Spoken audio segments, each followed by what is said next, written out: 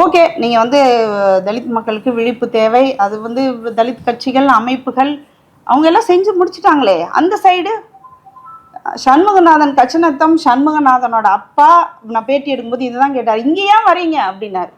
அந்த ரத்தம் கூட காயலை, வீடு முழுக்க ரத்தம். அந்த பையனை வந்து ஓட ஓட விரட்டி வீடு முழுக்க சுவரெல்லாம் ரத்தமாக இருந்தது. நாங்கள் அந்த வீட்டு வாசலில் உட்காந்து நான் அவரை பேட்டி எடுத்தேன். அப்போ அவர் கேட்டார், இங்கே ஏன் வரீங்க, ஏன் எல்லாரும் இங்கே வரீங்க, எங்ககிட்ட என்ன பிரச்சனை இருக்கு? எங்கிட்ட பிரச்சனையே இல்லை,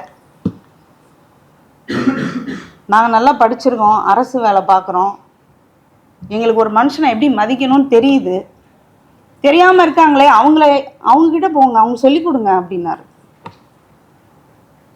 நம்ம எப்போ சொல்லிக் கொடுக்க போகிறோம் அவங்களுக்கு?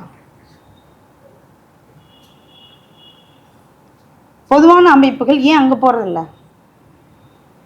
கண்டிப்பாக தலித் அமைப்புகள் போனால் ஒரு ஸ்டிக்மா இருக்கும், அவங்களால போக முடியாது, அந்த சைடு போக முடியாது.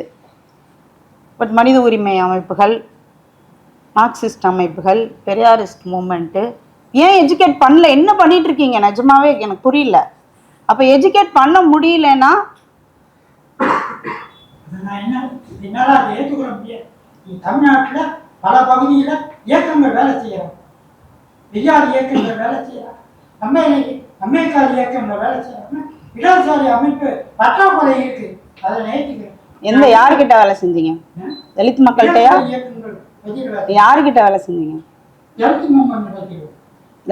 தலித் மக்கள் தலித் பகுதியில் வேலை செஞ்சீங்க, அதான் சொல்றீங்க.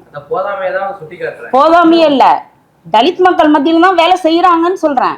அதை தான் நான் இவ்வளவு நேரம் சொல்றேன். தலித் மக்கள் மத்தியில தான் எல்லா அமைப்புகளும் வேலை செய்யறாங்க. செய்யுங்க, நல்லா செய்யுங்க, அவங்க செய்ய வேண்டிய தேவை இருக்குதான். ஆனா அவங்க கிட்ட யார் வேலை செய்வாங்கன்னு நான் கேட்கிறேன். அதை தான் நான் கேட்டுட்டு இருக்கேன் இவ்வளவு நேரம்.